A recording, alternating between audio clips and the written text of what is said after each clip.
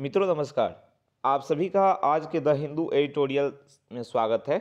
आज है 12 जनवरी 2023 और आज के सेक्शन में, आज के संस्करण में हम कवर करने वाले हैं द हिंदू संपादकीय के कुछ टॉपिक्स को। तो आज का टॉपिक जो मेनली हम रिलेटेड है, दैट्स रिलेटेड टू जोशीमठ। ठीक है, तो जोशीमठ से संबंधित है। रेकलेस स्प्रिट टॉपिक का नाम है, मतलब अंधाधुंध ही कह सकते हैं या लापरवाह तरीके से जो हम आनंद मनाने का या होड़ जो होती है हमारी आगे बढ़ने की, उसको इंडिकेट किया गया है।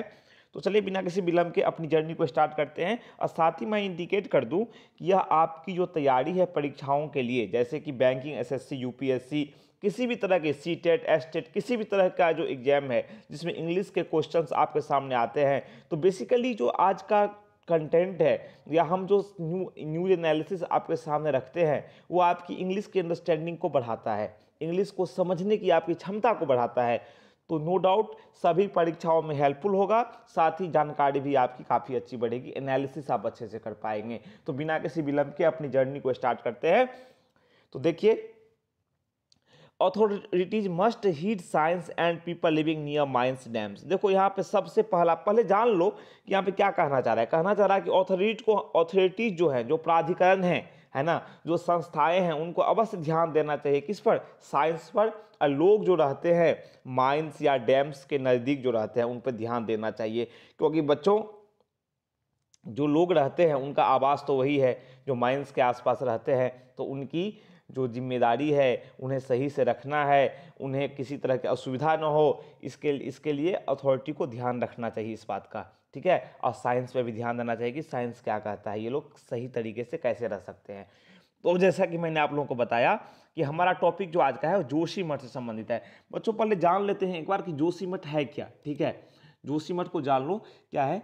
तो जोशीमठ जो है, अगर मैं बात करूं तो आपका ये जोशीमठ जो क्षेत्र है, ठीक है, ये उत्तराखंड में है। और जो मतलब यहाँ पे जो तीर्थयात्री हैं, ठीक है, तीर्थयात्री हो गए या फिर वैसे भ्रमण करने वाले जो पर्यटक हैं, वो सब भी यहाँ पर जाते हैं। और इस आप जोशीमठ जो है, पहले इसकी आबादी काफ़ी कम थी। ये उत्तराखंड के चमोली जिले में जो ऋषिकेश बद्रीनाथ नेशनल हाईवे है, वो 7 पर मौजूद है यह शहर, है ना, जोशीमठ। और जोशीमठ शहर जो है ना, आप इसे पहले ये समझ लो कि बद्रीनाथ धाम का प्रवेश द्वार भी इसे कहते हैं। अब भारत के लिए रणनीतिक तौर पर ये अहम भी है। रणनीतिक तौर मतलब यहाँ पे मिलिट्री बेस भी है इंडिया, क्योंकि ये चीन के साथ लगती सीमा है। ठीक है, तो अब चर्चा में इसलिए बच्चों आया है क्योंकि जमीन धंसने को लेकर यह शहर चर्चा में आया है। और साथ ही बता दूं कि जो सिंकिंग है जमीन का, ठीक है, ये पहली बार यहाँ पे नहीं हो रही है, इससे पहले भी 1970 में इस तरह की घटना हुई थी। तो देखते हैं कि आखिर इसके निहितार्थ क्या है, ये क्यों हो रहा है और ये समस्याएं क्यों आ रही हैं। चलो देखते हैं। The land subsidence in Joshimath has become emblematic of a geological disaster. अब देखो, लैंड सब्सिडेंस का मतलब हुआ कि जमीन का धंसना जो है, जमीन का धसाव जो है जोशीमठ में जो हो रहा है, ये क्या है?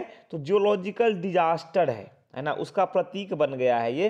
देखो, जो भूगर्भी जो है, जो भूगर्भ से संबंधित जो आपदाएं हैं, वो देश में होती ही रहती है हमेशा। बाढ़ हो गया, या फिर अब बाढ़ छोड़ा, भूकंप हो गया, या फिर कहीं लैंडस्लाइड है, आपने किसी क्षेत्र की जो खनिज है उसका अत्यधिक आपने यूज कर लिया, या पानी आपने भूगर्भीय स्रोतों से ज़्यादा निकाल लिया, तो क्या होगा? उस क्षेत्र की जो संरचना है वो प्रभावित होगी, वह क्षेत्र डूबने लगेगा, मतलब नीचे धंसेगा वो क्षेत्र।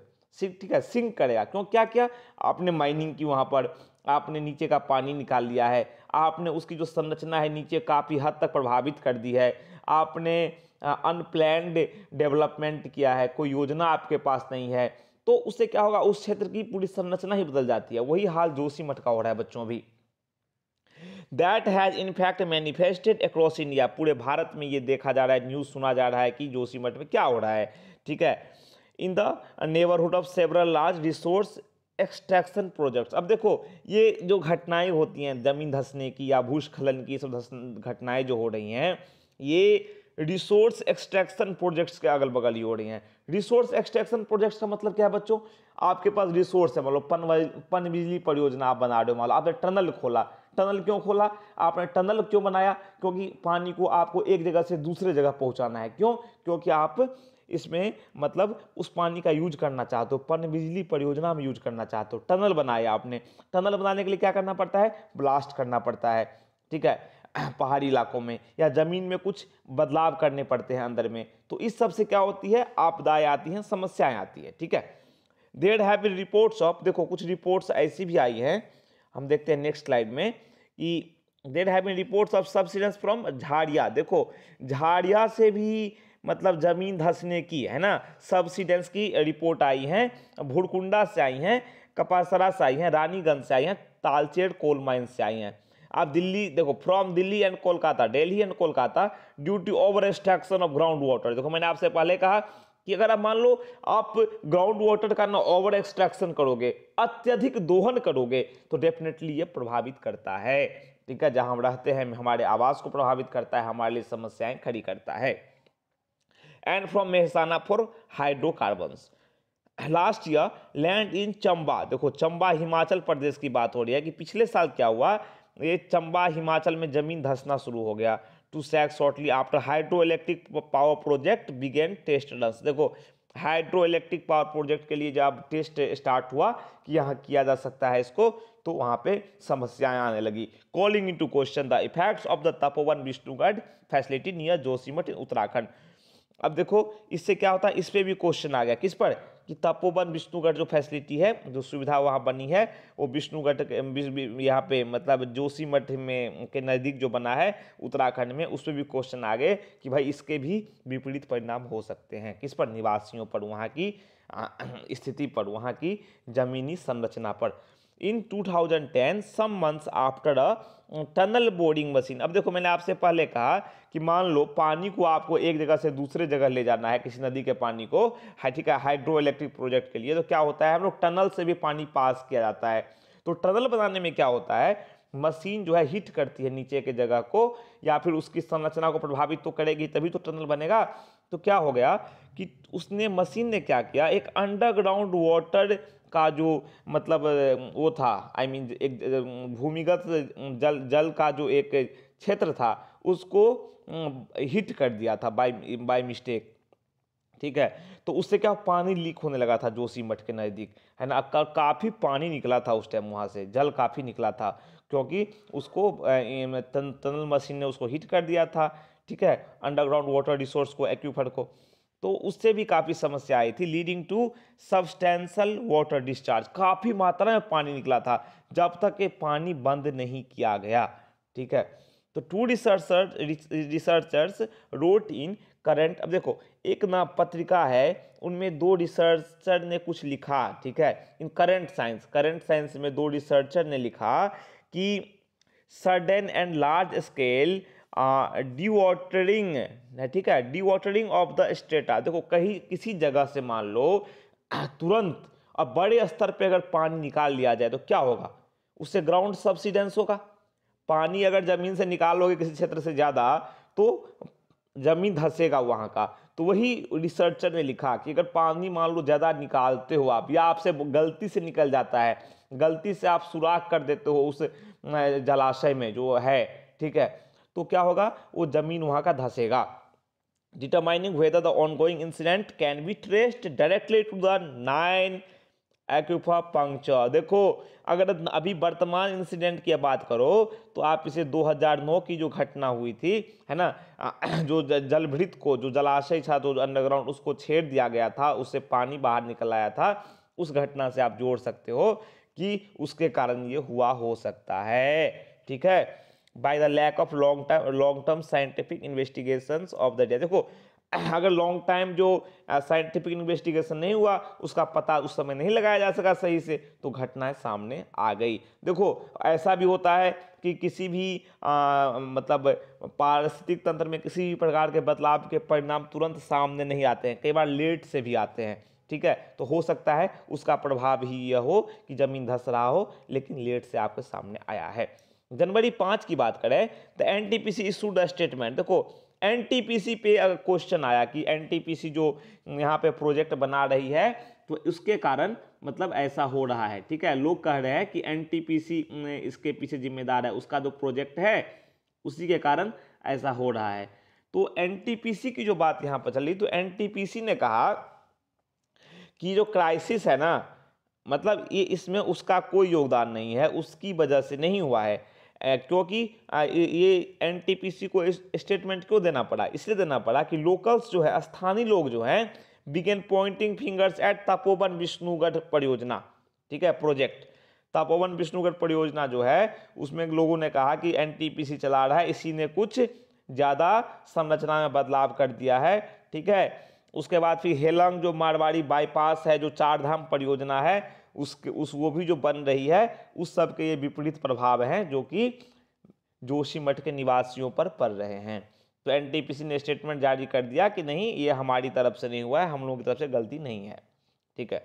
Scientist from the council of scientific and industrial research, देखो अब वैज्ञानिकों का क्या कहना है, ठीक है। अब वैज्ञानिकों जो वैज्ञानिक हैं, ठीक है, कहाँ से, council of scientific and industrial research national जो फिजिकल रिसर्च इंस्टीट्यूट जो है, उन्होंने 10 जनवरी को ना, उन्होंने 10 जनवरी को एग्जामिन किया सर्कमस्टांसेज ऑफ द सबसिडेंस का, ठीक है। मतलब जो धसाव की, जमीन धसाव की घटनाएं जो परिणाम है उसका जो अध्ययन किया।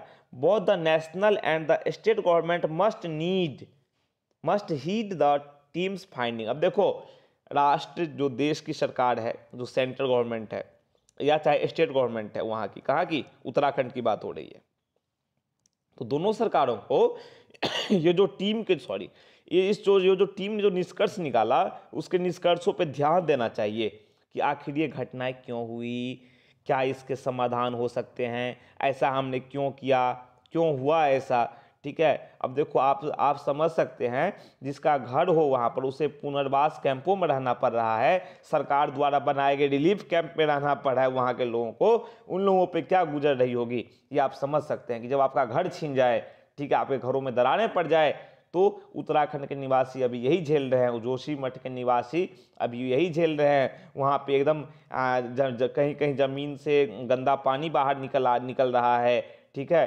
कहीं रोड धंस गया है, रोड दरारें आ गई हैं, घरों में दरारें आ गई हैं, तो बहुत ही दयनीय हालत है वहाँ की।